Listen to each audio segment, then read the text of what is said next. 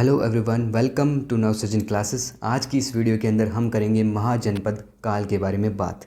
ये हमारी पहली यूनिट है, भारतीय सभ्यता, संस्कृति और समाज। इसका आखिरी टॉपिक है। कल से हम मौर्य साम्राज्य की शुरुआत करने वाले हैं। आज इसको आखिरी टॉपिक को समाप्त करेंगे और इसी के साथ हमारा जो पहली यूनिट है वो भी समाप्त हो जाएगी। चलिए इसके बारे में थोड़ी जानकारी लेते हैं। जो नगरीय महाजनपद काल ये नगरीय क्रांति थी, यानी कि लोग नगरीय जो है इसमें रहने लग गए थे, जिसका जो प्रमुख कारण माना जाता है वो लोहे की खोज माना जाता है। यानी कि जो लोहे का जो खोज थी वो इसी के अंदर हुई थी और लोहे के जितने भी औजार बनने शुरू हुए, जितने भी लोहे की चीज़ें बननी शुरू हुई, वो महाजनपद काल में बननी शुरू हुई। इसके कारण हुआ क्या कि इनकी जो इकोनॉमी है वो बूस्ट हो गई काफ़ी ज़्यादा, जिसके कारण ये महाजनपद जो है बहुत वाइड स्टेट तक फैले थे। आगे देखते हैं 16 महाजनपदों का उल्लेख कहाँ कहाँ मिलता है हमें। एक तो अगुंतर निकाय और एक खुद्दक निकाय जो कि बौद्ध साहित्य के हैं उसके अंदर मिलता है, और एक भगवती सूत्र जो है वो जैन साहित्य, उसके अंदर हमको इसका उल्लेख देखने को मिलता है 16 महाजनपदों का। ये जो महाजनपद है ये बौद्ध और जैन धर्म के टाइम पे भी एग्जिस्ट करते थे। ये आपको क्वेश्चन पूछा जा सकता है, तो आपको बताना है कि हाँ जी एग्जिस्ट करते थे उस टाइम पे भी। आगे देखते हैं जो 16 महाजनपद हैं उनकी राजधानी और उनके नाम देखते हैं। पहला है कंबोज। कंबोज की जो राजधानी थी वो थी हाटक या राजपुर। अगला है गांधार। जो गांधार था उसकी राजधानी थी तक्षशिला। कुरु की राजधानी थी इंद्रप्रस्थ या फिर हस्तिनापुर, आप कह सकते हैं हस्तिनापुर या फिर इंद्रप्रस्थ इसकी राजधानी कही जाती है। और पांचाल की राजधानी थी अहिछत्रपुर या कापिल्य। आगे देखते हैं जो कौशल है, कौशल की राजधानी थी साकेत या अयोध्या। मल्लसंघ जो है उसकी राजधानी थी कुशीनगर या कुशीनारा। वज्र संघ जो है उसकी राजधानी थी विदेह या मिथिला। अंग जो महाजनपद है उसकी राजधानी मानी जाती है चंपा। और ये फिर से आ गया। आगे देखते हैं मगध जो है, मगध की राजधानी थी गिरिव्रज या राजगृह या पाटलिपुत्र। अब जो मगध है ये इनमें से सबसे बड़ा जो महाजनपद है वो माना जाता है। सबसे जो बड़ा महाजनपद है उसे मगध कहा जाता है। और मगध की राजधानी कौन सी थी? गिरिव्रज, राजगृह और पाटलिपुत्र। इसमें आप कह सकते हैं कि इनकी राजधानी थी। जो मगध है वो सबसे बड़ा महाजनपद है, ये चीज़ आपको ध्यान में रखनी है, ये क्वेश्चन पूछा जा सकता है। काशी जो है उसकी राजधानी थी वाराणसी। शूरसून नहीं, ये शूरसेन है। शूरसेन की राजधानी जो है वो थी मथुरा। और मत्स्य की राजधानी थी विराटनगर। ये भी आपको ध्यान में रखना है, ये भी पूछा जा सकता है। आगे जो वत्स है, वत्स की राजधानी थी कौशाम्बी। चेदी की राजधानी थी शुक्तमती या शुक्तिमती। और अवंती जो महाजनपद है उसकी राजधानी थी उज्जैनी या महिष्मती। महिष्मती आप जानते हो तो कमेंट कर बताओ कौन थी महिष्मती। अश्मक की जो राजधानी थी वो थी पोटली या पाटन। अब इसमें हम एक और चीज़ आती है कि जो हमारा ये अश्मक जो महाजनपद था ये केवल एक ऐसा अकेला महाजनपद था जो नर्मदा नदी के दक्षिण में स्थित था, यानी कि साउथ में स्थित था। ये साउथ में स्थित था। और बाकी जितने भी 15 जो महाजनपद हैं वो किधर स्थित थे? वो नॉर्थ में थे, यानी कि उत्तर के अंदर थे। आगे देखते हैं सबसे शक्तिशाली जो महाजनपद है वो कौन सा है? जो मगध हमारा है वही है, और ये सबसे बड़ा भी है। आगे देखते हैं किन किन महाजनपदों की 2 राजधानियाँ थी। एक तो कौशल जो है उसकी राजधानी 2 थी, एक अवंती की और एक पांचाल की। इनकी जो है 2 राजधानियाँ थी। आगे देखते हैं, अब इनको डिटेल में देखेंगे। कंबोज जो है इसका उल्लेख सदैव गांधार के साथ ही होता है। जो गांधार महाजनपद है उसके साथ ही होता है कंबोज का उल्लेख। तो इससे ये माना जाता है कि जो ये गांधार महाजनपद था इस राज्य से ही सटे हुए थे। और भारत की पश्चिम उत्तरी भाग है, जहाँ पे कश्मीर का उत्तरी भाग, पामीर और बंदकशाह का प्रदेश जो है वहाँ पे ये कंबोज जो है वो स्थित रहा होगा। राजपुर और द्वारका इस राज्य के 2 प्रमुख नगर थे। ये जो कंबोज महाजनपद था इसके 2 प्रमुख नगर थे। कौन कौन से? एक तो राजपुर और एक था द्वारका। ये 2 प्रमुख नगर माने जाते हैं, तो इनको भी आपको ध्यान में रखना है। यह पहले एक राजतंत्र था किंतु बाद में गणतंत्र बन गया। और ये घोड़ों के लिए काफ़ी प्रसिद्ध माना जाता है। जो कंबोज महाजनपद है ये घोड़ों के लिए काफ़ी प्रसिद्ध माना गया है। ये पहले एक राजतंत्र था और बाद में इसे गणतंत्र में बदल दिया गया। अब आपको ये भी ध्यान में रखना है कि इनमें से जो 16 महाजनपद थे उनमें से केवल 2 ही जो है वो गणतंत्र थे, बाकी जितने भी थे वो राजतंत्र थे। जो 14 है वो राजतंत्र थे और जो 2 है वो गणतंत्र थे। आगे देखते हैं, आगे जो गांधार है, गांधार के अंदर जो है वर्तमान में पाकिस्तान के पेशावर और रावलपिंडी के ज़िले हैं उसके अंदर पूर्वी अफ़गानिस्तान के अंदर स्थित था। इस राज्य में कश्मीर घाटी तथा प्राचीन तक्षशिला का भूप्रदेश भी आ जाता है। इसकी राजधानी कौन सी थी? तक्षशिला थी। ये चीज़ आपको ध्यान में रखनी है। गांधार प्रदेश की जो राजधानी थी वो तक्षशिला थी। तक्षशिला का विश्वविद्यालय उस समय शिक्षा का प्रसिद्ध केंद्र था। यही तक्षशिला के अंदर एक विश्वविद्यालय था। ये आपको पूछा जा सकता है कि जो तक्षशिला का विश्वविद्यालय है वो किस महाजनपद में स्थित था? तो गांधार महाजनपद के अंदर तक्षशिला का विश्वविद्यालय जो है वो स्थित था और वो उस समय शिक्षा का जो प्रसिद्ध केंद्र माना जाता है। अगली है कुरु। कुरु महाजनपद जो है वो राज्य में आधुनिक दिल्ली के आसपास के प्रदेश से। इसकी राजधानी इंद्रप्रस्थ थी। ये आपको ध्यान में रखना है। कुरु जो जनपद है उसकी राजधानी थी इंद्रप्रस्थ, जिसकी स्मृति आज भी दिल्ली के निकट इंद्रप्रस्थ गांव में सुरक्षित मिलती है। यह महाभारत काल का एक प्रसिद्ध राज्य था। यानी कि ये जो कुरु है, ये कुरु प्रदेश महाभारत काल के अंदर भी एग्जिस्ट करता था। हस्तिनापुर इस राज्य का एक अन्य प्रसिद्ध नगर था। इसके अंदर कुरु जो महाजनपद था उसके अंदर हस्तिनापुर था, जो इसका एक अन्य प्रसिद्ध नगर माना जाता है। इसकी राजधानी तो थी कौन सी? इंद्रप्रस्थ। और इस हस्तिनापुर जो है इसका एक अन्य प्रसिद्ध नगर माना जाता है। ठीक है, ये आपको समझ में आ गया। अब हम आगे बढ़ सकते हैं। चलिए आगे बढ़ते हैं। पांचाल जो है, पांचाल महाजनपद का विस्तार आधुनिक बंदायूं और फर्रुखाबाद के जिले रोहिलखंड और मध्य दोआब में था। यह दो भागों में विभक्त था, एक उत्तरी पांचाल और एक दक्षिणी पांचाल। ये चीज़ आपको ध्यान में रखनी है। उत्तरी पांचाल और दक्षिणी पांचाल ये दो भागों में विभक्त थे। उत्तरी पांचाल की राजधानी कौन सी थी? अहिछत्र। और दक्षिण पांचाल की राजधानी कौन सी थी? कापिल्य।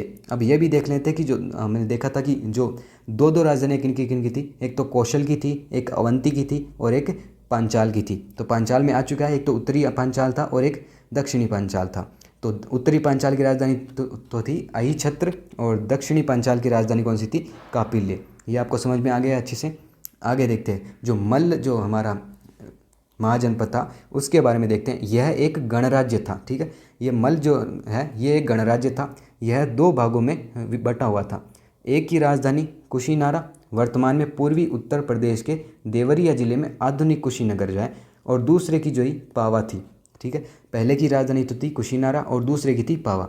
ये जो यहाँ पे मल्ल जो लोग रहते थे अपने साहस और युद्ध प्रियता के लिए विख्यात थे।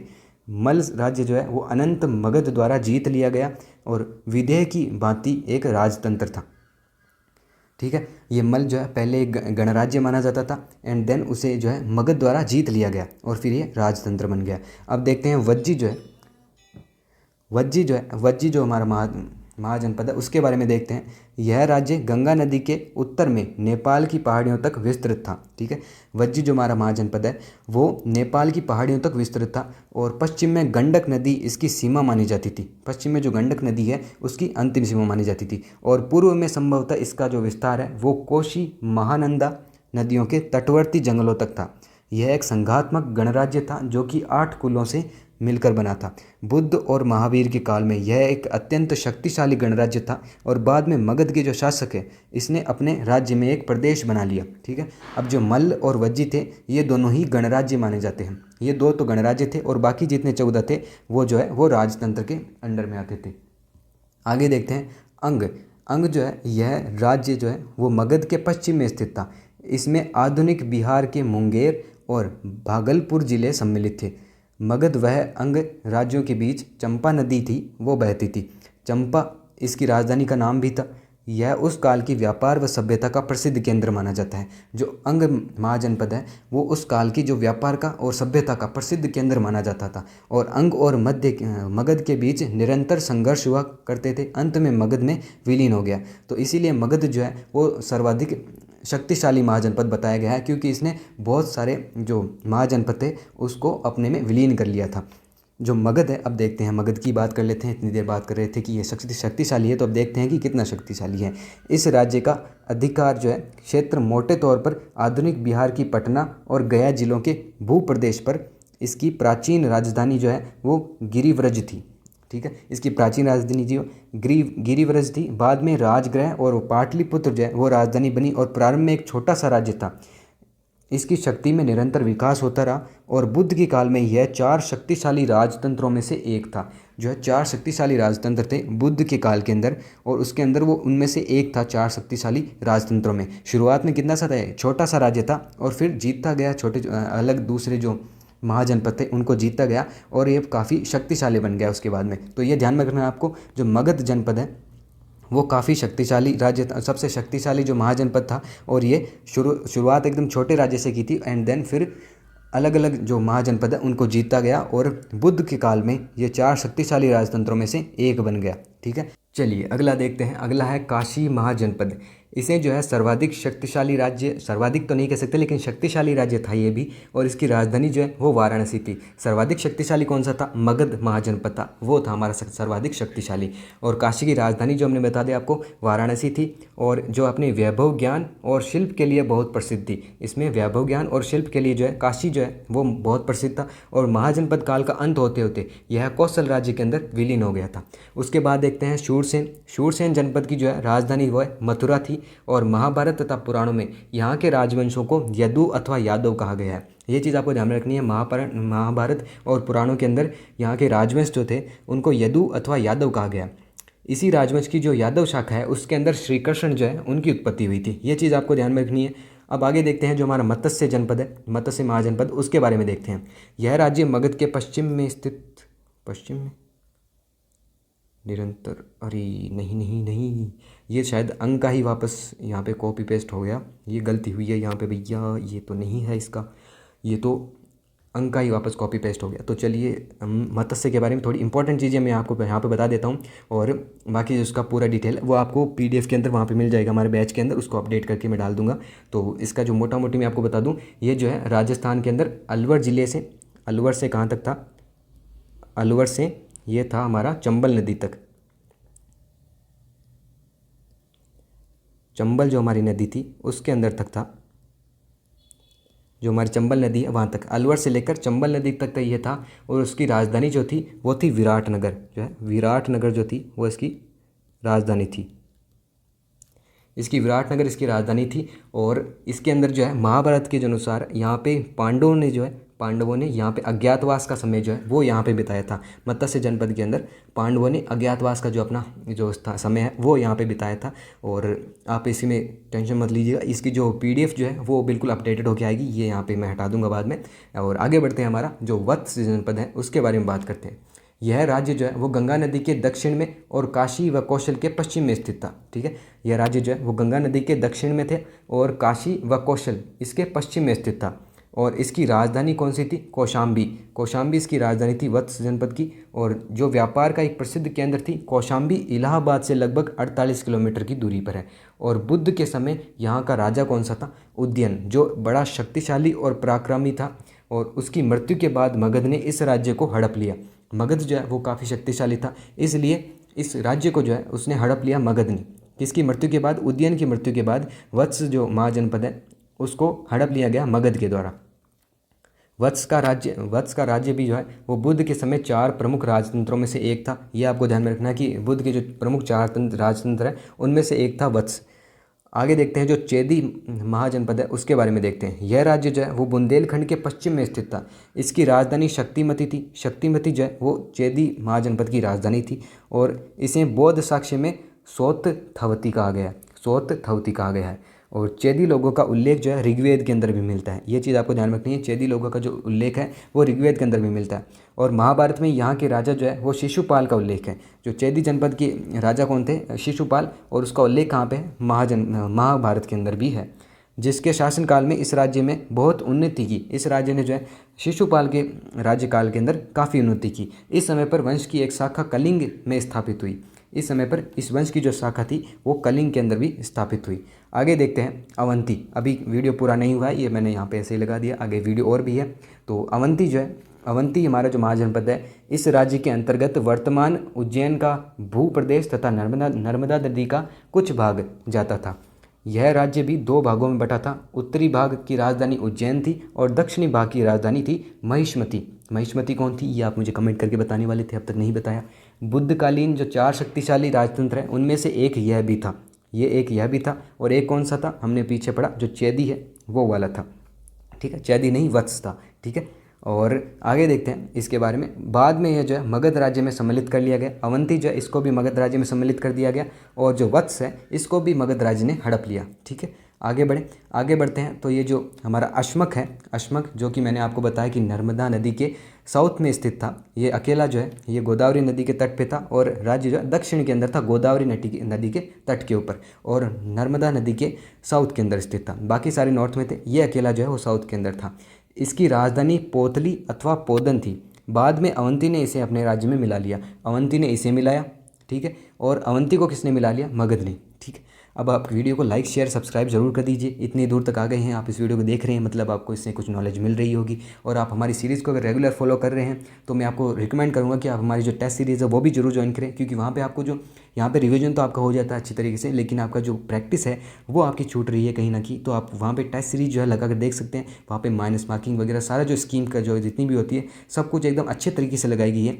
आपको जितने भी क्वेश्चन रॉन्ग करोगे राइट करोगे सब कुछ एकदम डिटेल में बताया जाएगा आपको। तो आप वहाँ पे जाके ज़रूर देखिएगा। और एक फ्री टेस्ट भी अवेलेबल, आप वो भी ले सकते हैं। नवसृजन क्लासेस ऐप का नाम है, लिंक डिस्क्रिप्शन में है, आप चाहें तो गूगल प्ले स्टोर से भी जाके डाउनलोड कर सकते हैं। आगे देखते हैं मगध के उत्थान के कारण। जो हमारा मगध महाजनपद था उसके उत्थान क्यों हुआ था, क्यों ये सबसे शक्तिशाली राज्य माना जाता था? देखो, सामरिक महत्व था इसका। इसमें लोहे की जो खान थी वो मिल गई थी, लोहे की खान इसमें मिली, जिसके कारण जो आप देखो लोहा जो है उस टाइम पे बहुत एक तरीके से कह सकते हैं कि कीमती था, क्योंकि पहले लोगों के पास लोहे की जानकारी इतनी थी नहीं।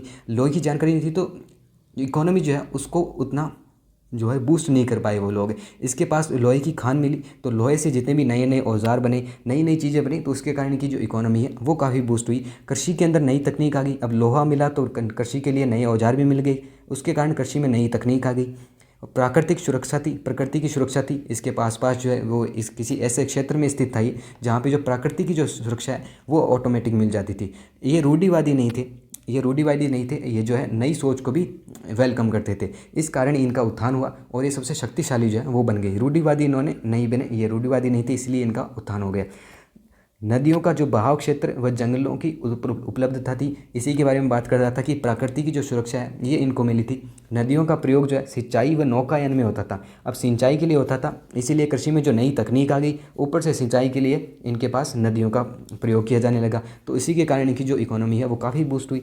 और खनिज तथा उपजाऊ मैदान थे तो कृषि में काफ़ी इम्प्रूवाइजेशन हुए। और जो खनिज है वो लोहे मिल गए थे, बाकी खनिज भी जो है वो मिल गए थे, जिसके कारण इनकी जो अर्थव्यवस्था है वो काफ़ी अच्छी सुधार के अंदर आई। और मगध के आसपास के में जो है जंगलों में जो हाथी रहते थे। अब देखो हाथी का इससे क्या लेना देना है? हाथी पहले आपको पता होगा कि जो जितने भी युद्ध लड़े जाते थे उसमें हाथी जो है वो सबसे फ्रंट रो के अंदर जो है, ये पहले नीचे बैक रहती थी, इसमें जो फ्रंट रो है उसके अंदर जो है हमारे हाथी जो है उसी के ऊपर जो राजा वगैरह है वो बैठ के आते थे। अब देखो जितनी हाथी उसके अंदर जंगलों में हाथी थे वो इनकी जो सेना के अंदर शामिल कर लिए जाते थे और दूसरे राज्यों पे आक्रमण करते थे, तो इनके पास इन हाथियों की एडवांटेज रहती थी, आप ये कह सकते हैं। ये महत्वाकांक्षी जो शासक और उद्यमशीलता थी इनके पास। इनके शासक जो है वो महत्वाकांक्षी थे, यानी कि सभी सोचों को जो है एक्सेप्ट करते थे और सब चीज़ों पे ध्यान देके इस उत्थान के बारे में आपको ध्यान पे देते थे, और ये इस मगध राज्य को जो है बहुत ऊंचाइयों तक पहुंचाया। आगे देखते हैं, अब देखते हैं हर्यक वंश जो है, हर्यक वंश कहाँ तक चला?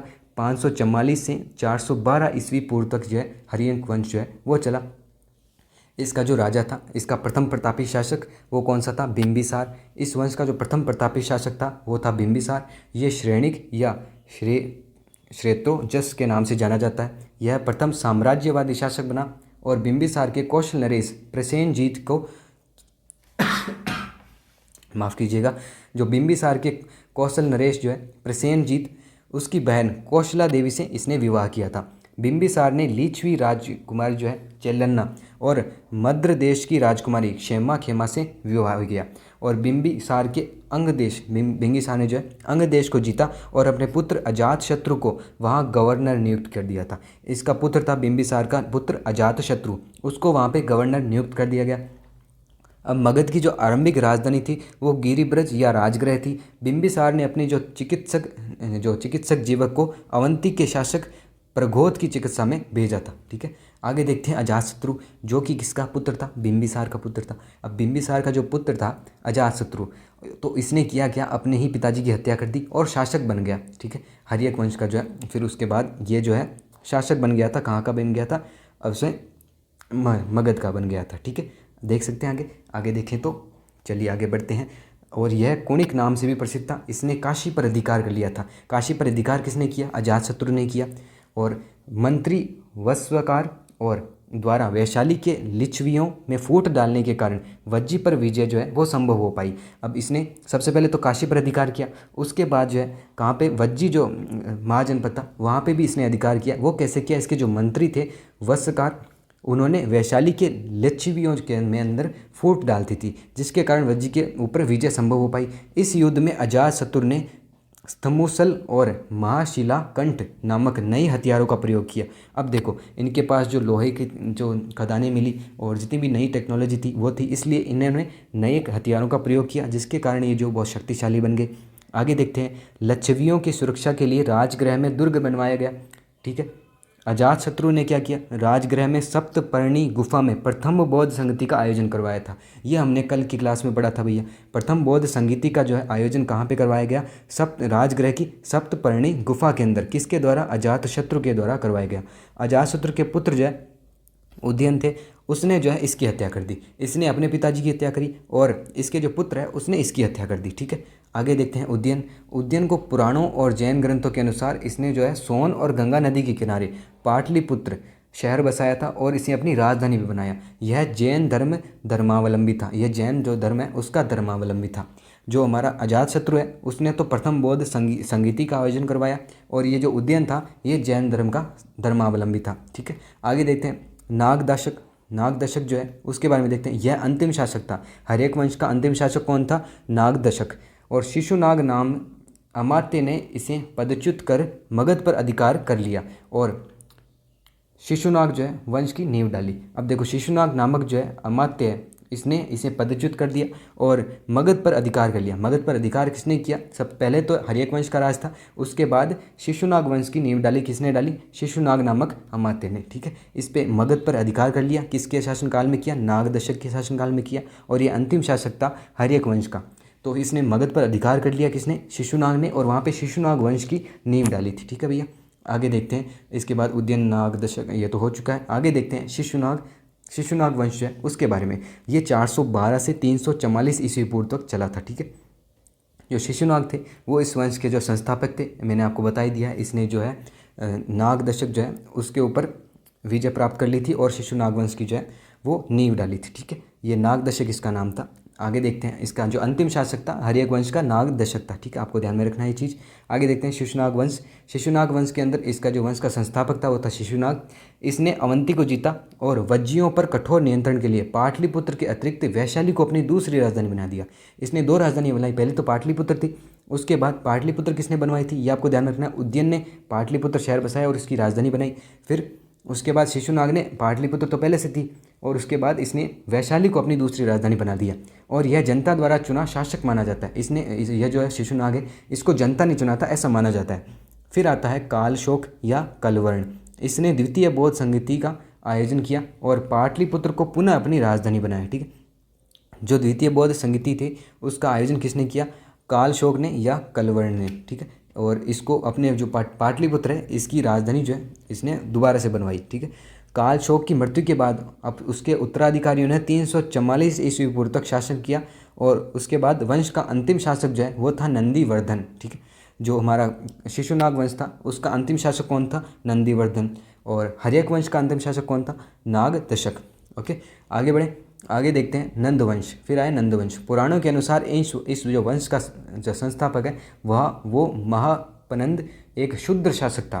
पुराणों में इसे सर्वक्षातक कहा गया है, सर्वक्षत्रांतक कहा गया है। ठीक है, सर्वक्षत्रांतक किसे कहा गया है? शुद्र शासक था। नंद वंश था उसका संस्थापक था। ये कहाँ से? 344 से 422 ईस्वी पूर्व तक ये जो नंद वंश है इसने शासन किया था। इसका संस्थापक था महापनंद जो एक शुद्र शासक था और पुराणों में इसे कहा क्या गया है? सर्वक्षत्रात्मक कहा गया है। महापनंद जो था उसके बारे में बात करते हैं। यह दूसरा भार्गव माना जाता है और जैन धर्म का अनुयायी जो है ये था। महापद जो था वो जैन धर्म का अनुयायी था। खालेल के हाथी गुम्फा शिलालेख पर अनुसार इसका कलिंग पर आक्रमण किया और वहाँ से जीनसेन की मूर्ति लाया। ठीक है, पाणिनि इसे समकालीन का शासक था जिसे अष्टाध्यायी लिखी थी। पाणिनि जो है, पाणिनि इसी समकालीन जो शासक था, समकालीन का शासक नहीं, ये पाणिनि जो है ये इसी का समकालीन था, और जिसने जो क्या लिखा था, अष्टध्यायी जो है वो लिखी थी। ठीक है, आगे देखते हैं नंद वंश के बारे में। नंद वंश के अंदर जो घनानंद था, घनानंद, इसके बारे में देखते हैं। इसने चाणक्य का अपमान किया। चाणक्य दान विभाग का यह प्रमुख था। इसने जनता पर अत्यधिक कर लागू कर दिए थे। चाणक्य का अपमान किसने किया? घनानंद ने किया। यह आपने सीरियल में भी देखा होगा। 322 ईस्वी में चाणक्य ने चंद्रगुप्त मौर्य की सहायता से घनानंद की जो है हत्या कर दी। इस घनानंद की हत्या कब हुई? 322 ईस्वी में चाणक्य ने चंद्रगुप्त मौर्य द्वारा इसकी हत्या करवाई। और घनानंद ने जो है समय जो 326 ईस्वी पूर्व में सिकंदर के पश्चिमोत्तर भाग पर आक्रमण किया। घनानंद के समय जो है 326 ईस्वी में जो सिकंदर था उसने पश्चिमोत्तर भाग पर जो है आक्रमण कर दिया था। ठीक है, अब देखते हैं फारस आक्रमण, जो कि किसने करवाया था? सिकंदर ने। कब करवाया था? 326 ईस्वी में। इसके बारे में थोड़ी जानकारी लेते हैं। अब जो हखामनी जो है, हखामनी वंश, इसके शासक थे डेरियस ने 518 ईस्वी पूर्व में के आसपास सिंध के आसपास जितने भी क्षेत्र है उस पर अधिकार कर लिया था और अपना प्रांत बना लिया था। हेरोडोट्स के नाम के अनुसार यहाँ के 360 टैलेंट सोना राजस्व में प्राप्त हुआ था। ठीक है, फारस आक्रमण की जानकारी 3 अभिलेखों से मिलती है। एक तो नक्श ए रुस्तम, एक बेहिस्तूप और एक पर्सी पोल्सी या पेरिपल्स। ये जो है ये 3 जो है अभिलेख थे। इनसे फारस आक्रमण की जो है जानकारी मिलती है। डेरियस ने पुत्र जरखचीज ने भारतीय धनुर्धरों को अपनी सेना में शामिल किया। जो डेरियस था उसके पुत्र था जरखचीज, उसने भारतीय जो धनुर्धर थे उन्होंने अपनी सेना में शामिल किया था उनको। अब देखते हैं ग्रीक और यूनानी आक्रमण है, वो किसने करवाया था? वो करवाया था अलेक्जेंडर या सिकंदर ने करवाया था। ठीक है, यह मकदूनिया या मेसिडोनिया का शासक था। ठीक है, ये जो यूनानी आक्रमण था ये करवाया था किसने?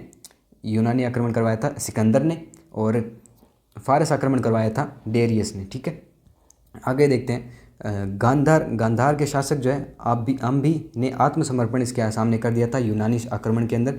और झेलक या वित्तस्ता जो है उसका युद्ध जो है वो 326 ईस्वी पूर्व के अंदर हुआ था। यह सिकंदर और पोरस के मध्य लड़ा गया था। पोरस जो है उसके अंदर और सिकंदर के मध्य जो है ये युद्ध लड़ा गया था यूनानी आक्रमण के अंदर। और यहाँ पे जो है गांधार के शासक जो है अम्भी ने आत्मसमर्पण कर दिया था, और पोरस और सिकंदर के मध्य जो है ये युद्ध लड़ा हुआ था। पोरस इसमें जो है पराजित हो गया था, लेकिन पोरस की बहादुरी देखकर सिकंदर ने इसे राज्य को वापस लौटा दिया।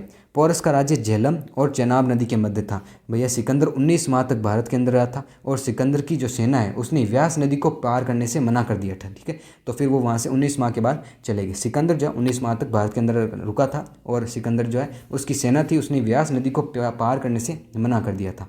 आगे थोड़ी सी और डिटेल देख लेते हैं। सिकंदर ने भारत में 3 नगर बसाए थे। कौन कौन से थे? एक तो निकेया, एक बहु काफेला और एक था अलेक्जेंडरिया। ठीक है, सिकंदर के साथ 3 इतिहासकार आए थे। एक तो निरियाकस जो नौसेना प्रमुख थे, एक थे आरिसिकेट्रस और एक थे अरिस्टोबुल्स। ठीक है, ये जो 3 इतिहासकार थे वो सिकंदर के साथ भारत के अंदर आए थे। अब भैया ये हो चुका है हमारा महाजनपद काल समाप्त। अब कल से हम शुरू करेंगे मौर्य वंश। ठीक है, इसी टाइम पे आएंगे, सुबह 10 बजे आपको ज़रूर आना है। इसके अलावा हमारी जो टेस्ट सीरीज़ है वो आपको ज्वाइन करनी है हमारे ऐप के अंदर। नवसृजन क्लासेस आपका ऐप है, लिंक मिल जाएगी आपको डिस्क्रिप्शन में। और इसके अलावा आप गूगल प्ले स्टोर से डाउनलोड कर सकते हैं अगर आप चाहें तो। रीट पात्रता परीक्षा जो 2025 है जिसकी आप तैयारी कर रहे हैं, जिसके लिए आप ये वीडियो देख रहे हैं, उसके लिए जो डेडिकेटेड टेस्ट सीरीज़ है इसमें आपको टॉपिक वाइज टेस्ट मिलेंगी, यूट्यूब क्लास नोट्स की PDF मिल जाएंगी, और वो सारा कुछ जो मटेरियल है ये कितने में मिलेगा? सिर्फ 199 रुपये में। भैया रिचार्ज से भी कम होता है।